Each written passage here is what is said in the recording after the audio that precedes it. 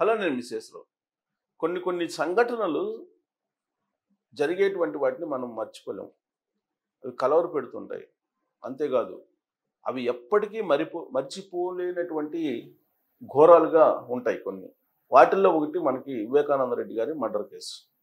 ఆ వివేకానంద రెడ్డి గారి మర్డర్ కేసులో ఫస్ట్ గుండెపోటని, ఆ తర్వాత గొడ్డలపోటుగా మార్చి దాదాపుగా ఆ మర్డర్ వెనుక ఎవరున్నారు అనేది సిబిఐ తేల్చిన తర్వాత అవినాష్ రెడ్డి అలాగే భాస్కర్ రెడ్డి వాళ్ళు ఉన్నారనేది సిబిఐ అనుమానిస్తుంది.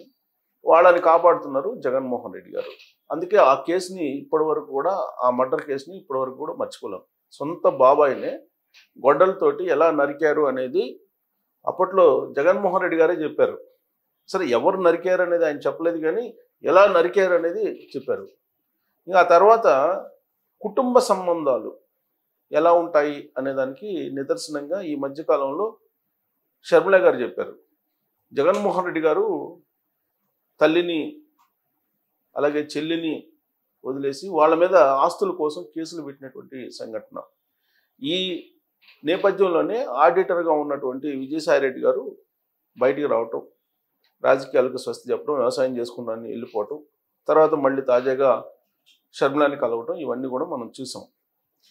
ఇవి మర్చిపోలేని సంఘటనలు. కుటుంబాలకు సంబంధించినటువంటి సంబంధాలు ఆస్తి విషయంలో ఏ విధంగా ఉంటాయి, ఎలా తెగదెంపులు చేసుకుంటారు, అవసరమైతే సొంత చెల్లి మీద కూడా కేసులు పెడతారనే దానికి జగన్మోహన్ రెడ్డి గారు ఉదాహరణ. అంటే వేరే వాళ్ళు ఇలాంటి సంఘటనలకు పాల్పడితే పెద్దగా దాన్ని చర్చలోకి తీసుకోరు, సమాజం కూడా చర్చలోకి తీసుకోదు. కానీ ఒక సెలబ్రిటీస్గా లేదంటే రాజకీయంగా ఒక పేరున్నటువంటి కుటుంబాలు ఇలాంటివి చేసినప్పుడు ఖచ్చితంగా దాని ఇంపాక్ట్ సమాజం మీద ఉంటుంది. ఇప్పుడు వివేకానంద రెడ్డి గారి మర్డర్ కేసు అనగానే సొంత బాబాయిని చంపినప్పుడు, సొంత బాబాయినే కొంతమంది చంపినప్పుడు ఆస్తి కోసం పొలిటికల్ మర్డర్ అని చెప్పారు. దాన్ని పొలిటికల్ మర్డర్ అని చెప్పి షర్మిల గారే చెప్పారు. సో పొలిటికల్ మర్డర్ అని చెప్పి డిసైడ్ చేసిన తర్వాత ఎవరు చంపారు ఏంటి అనేది తెలిసింది అందరికీ. సిబిఐ ఛార్జ్షీట్ ప్రకారం సొంత బాబాయినే చంపేటువంటి పరిస్థితి. అంటే పొలిటికల్గా ఈ మామూలు రాజకీయాల్లో సొంత బాబాయినైనా చంపొచ్చు, ఎవరినైనా చంపొచ్చు అనేది సమాజంలో చర్చకి వెళ్ళిపోయింది. ఇక ఆస్తుల కోసం సొంత తల్లిని చెల్లిని కూడా కేసులు ఇరికించవచ్చు, కేసులు పెట్టచ్చు, అదే పెద్ద ఇష్యూ కాదు అనేటువంటి అభిప్రాయం సమాజంలోకి వెళ్ళిపోయింది. ఇక మరొక సంఘటన, ఎన్టీ రామారావు గారు రెండో పెళ్లి చేసుకోవటం. స్వర్గీయ ఎన్టీ రామారావు గారు లక్ష్మీపార్వతి గారిని రెండో పెళ్లి చేసుకున్నారు. ఆ తర్వాత రెండో పెళ్లిళ్ళు చేసుకున్నటువంటి వాళ్ళ సంఖ్య చాలా పెరిగింది. మీరు సమాజంలో గమనిస్తే కనుక ఎవరైనా రెండో పెళ్లి చేసుకుంటే ఏంటి వెంటనే చేసేసుకున్నారు, భార్య చనిపోగానే అని అంటే ఎన్టీ రామారావు గారు చేసుకుని నేను చేసుకోవడానికి ఏమైంది అనేటువంటి వాళ్ళు చాలామంది మనకు తారసపడుతుంటారు. ఇదంతా నేను ఎందుకు చెప్తున్నానంటే, ఇప్పుడు సమాజం కలవరపరిచేటువంటి సంఘటన ఇంకోటి జరిగింది. వెలమాటి జనార్దన్ రావు అని చంద్రశేఖర జనార్దన్ రావు, ఆయన వెలమాటి చంద్రశేఖర్ జనార్దన్ రావు, ఈయనే ఇక్కడ మనకు కనిపిస్తుంటారు చూడండి, వెలమాటి చంద్రశేఖర్ జనార్దన్ రావు. ఆయన వయసు దాదాపుగా 86 సంవత్సరాలు. ఆయన పాపం వెల్జాన్ అనేటువంటి కంపెనీని పెట్టి ఆ పంప్ సెట్లు తయారు చేసేది, వాల్వులు తయారు చేసేది, ఇవన్నీ కూడా వెల్జాన్లో తయారవుతుంటాయి. ఆయనది ఏలూరు, ఆంధ్రప్రదేశ్ గోదావరి జిల్లాలో ఏలూరు నుంచి ఆయన హైదరాబాద్ వచ్చి పాపం సుదీర్ఘకాలం పాటు 55 సంవత్సరాల నుంచి కష్టపడి వ్యాపారంలో కోట్లాది రూపాయలు సంపాదించేసి ఏలూరులో ఉండేటువంటి ఒక టెంపుల్కి 40 కోట్లు, ఏలూరులో ఉండేటువంటి టెంపుల్కి 40 కోట్లు, ప్రభుత్వ ఆసుపత్రికి, అలాగే తిరుమల తిరుపతి దేవస్థానానికి మరొక 40 కోట్లు ఈ మధ్యనే ఆయన విరాళంగా ఇచ్చారు. దాంతో ఈయన ఎవరా అని చెప్పేసి అందరూ అనుకున్నారు. 40 కోట్లు ఏలూరు ప్రభుత్వ ఆసుపత్రికి 40 కోట్లు, తిరుమల తిరుపతి దేవస్థానానికి 40 కోట్లు ఇచ్చాడు ఈయన. సో ఈయన అప్పుడు అసలు ఎవరు ఈయన, ఎంత సంపాదించారు అని చెప్పి అనుకున్నారు. బట్ వెల్జార్ కంపెనీ ఆయన 55 సంవత్సరాలు సుదీర్ఘంగా సంపాదించారు. అయితే లాస్ట్కి ఆయన తన సొంత మనవడి కత్తిపోట్లకి గురి కావాల్సి వచ్చింది. కారణం ఏంటంటే ఆస్తి కోసం అని చెప్పేసి తెలుస్తుంది. ఇప్పుడు దాని మీద కేసు అయింది, విచారణ జరుగుతుంది. ఇక్కడ 2 కోణాలు. ఒకటేమో అతను మనవడు డ్రగ్స్కి బానిస అయ్యాడు. ఆ బానిస అయినటువంటి కారణంగానే ఆయన ఆయన్ని తాతను చంపేశాడు అనేది శ్రీకృష్ణ అనే అతను. ఇద్దరు కుమార్తెలు ఆయనకి. ఒక కుమార్తె కుమారుడు శ్రీకృష్ణ, రెండవ కుమార్తె కుమారుడు కీర్తి తేజ. సో వీళ్ళిద్దరూ మనవాళ్ళు. అందుకని చెప్పి ఆయన ఏం చేశాడంటే కూతురు బిడ్డలుగా ఇద్దరు. ఆయనకేమో ఫస్ట్ కూతురు కుమారుడు శ్రీకృష్ణ. ఆ శ్రీకృష్ణకి ఏం చేశాడంటే ఈ మధ్య ఎల్జాన్ కంపెనీలో డైరెక్టర్ పోస్ట్ ఇచ్చారు.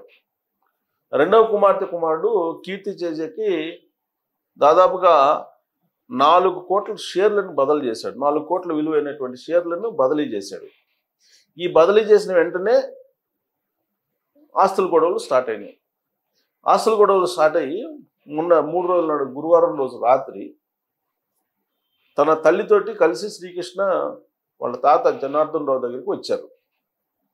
వచ్చినప్పుడు ఈ ఆస్తుల గొడవ, ఈ ఆస్తులకు సంబంధించి మాట్లాడుకుంటున్నటువంటి సమయంలో సరోజినీదేవి గారు లోపలికి వెళ్ళారు ఆయనకి టీ తీసుకొచ్చి ఇవ్వడానికి. ఎవరికి? జనార్దన్ రావు గారికి. ఈ లోపుగా తనతోటి కత్తి తీసుకొచ్చుకున్నటువంటి శ్రీకృష్ణ కస 73 సార్లు పొడిచాడంట రిపోర్ట్ ప్రకారం. 73 సార్లు సొంత తాతని కత్తి తీసుకుని పొడిచి చంపేశాడు మనవడు. అంటే ఈయన పారిశ్రామికవేత్తను చంపేశారు. ఇండస్ట్రియలిస్ట్ ఆయన, పేరు మోసినటువంటి ఇండస్ట్రియలిస్ట్ ఆయన ఆస్తి పంచేయలేదని చెప్పేసి సొంత మనవడే 73 సార్లు కత్తితోటి పొడి చేసి కిరాతకంగా హత్య చేసి అతను పరారైపోయాడు. ఆ సందర్భంగా వాళ్ళ తల్లి అడ్డుకోబోయింది. అక్కడ ఉన్న సెక్యూరిటీ అడ్డుకోబోయారు. సెక్యూరిటీని భయపించాడు అతను. తల్లి మీద కూడా దాడి చేశాడు అతను. శ్రీకృష్ణ అని అతను మనవడు, అంటే సొంత కొడుకు. తల్లి మీద కూడా దాడి చేశాడు. దాడి చేస్తే ఆవిడ ఇప్పుడు ఆసుపత్రిలో చికిత్స పొందుతుంది. జనార్దన్ రావు చనిపోయాడు. ఇది సంఘటన. ఆస్తులకు సంబంధించిన గొడవ పారిశ్రామికవేత్త ఇంట్లో జరిగింది. ఈ కుటుంబ గొడవలు, ఆస్తుల గొడవలు ఏ విధంగా మానవీయ సంబంధాలను కూడా తెంపేస్తాయి, ఏ విధంగా మానవీయ సంబంధాలను కూడా కాదని హత్యలకు దారితీస్తాయి అనే దానికి ఇదొక ఉదాహరణ.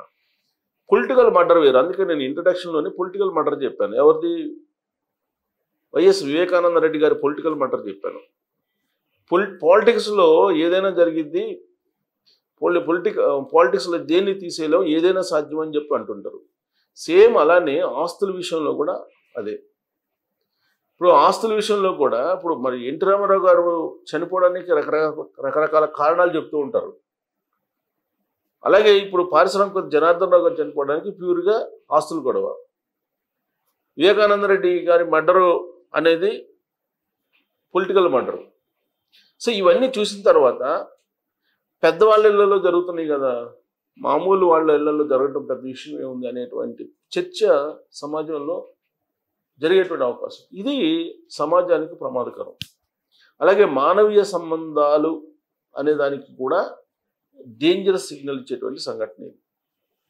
సో అంటే ప్రముఖ పారిశ్రామికవేత్తల ఇళ్లలోనే ఈ విధంగా జరుగుతుంది అని అంటే మరి సమాజాన్ని ఇప్పుడున్నటువంటి కుబేర్లు లేదంటే ఇప్పుడున్నటువంటి సెలబ్రిటీస్ ఎటు తీసుకెళ్తున్నట్టు సమాజాన్ని, అటు పొలిటీషియన్స్ కానీ, పారిశ్రామికవేత్తలు కానీ, సినిమా రంగాల్లో కానీ ఇలాంటి సంఘటనలు అక్కడే చోటు చేసుకుంటున్నప్పుడు వీళ్ళందరినీ ఆదర్శంగా తీసుకుంటున్నటువంటి మిగతా సమాజం ఎటువైపు వెళ్తుంది? మరి ఇలాంటి సంఘటనల్ని అరికట్టాలంటే మనం ఏం చేయాలి? ఆయనేమో జీవితం మొత్తం కష్టపడి సంపాదించి విరాళంగా ఇచ్చారు. తిరుమల తిరుపతి దేవస్థానం 40 కోట్లు, ఏలూరు ప్రభుత్వ ఆసుపత్రి అభివృద్ధి కోసం 40 కోట్లు. మరి అంత విరాళంగా ఇచ్చిన ఆయన ఎంత సంపాదించినట్టు? కుటుంబానికి ఎన్ని ఆస్తులు, ఎన్ని 100 కోట్లు సంపాదించి ఇచ్చినట్టు?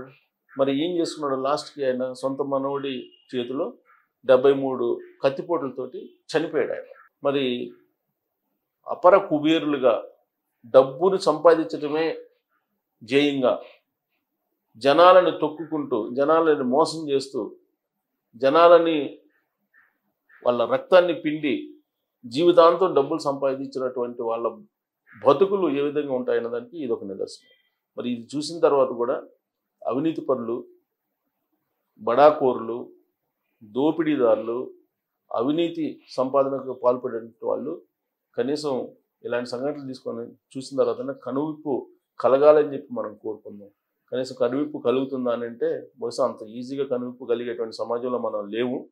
కరోనా సమయంలో కూడా కనువిప్పు కలుగుతుంది అనుకున్నారు, కానీ కరోనా తర్వాత ఇంకా దోపిడీలు ఎక్కువైపోయినాయి, అవినీతి ఎక్కువైపోయింది, కుబేర్ల సంఖ్య ఎక్కువైపోతుంది. మరి లాస్ట్కి మిగిలేది ఏంటంటే జనార్దన్ రావు గారి ఎపిసోడ్ చూస్తారు కదా, ఆస్తుల విషయంలో అంతే మిగులుతుంది. కాబట్టి కనీసం మానవ విలువలను కాపాడేటువంటి వాళ్ళని ఇప్పటికైనా ఎంకరేజ్ చేద్దాము అనేటువంటి ఒక ఆలోచన సమాజంలో పౌరులు చేస్తారని కోరుకుందాం. Thank you very much.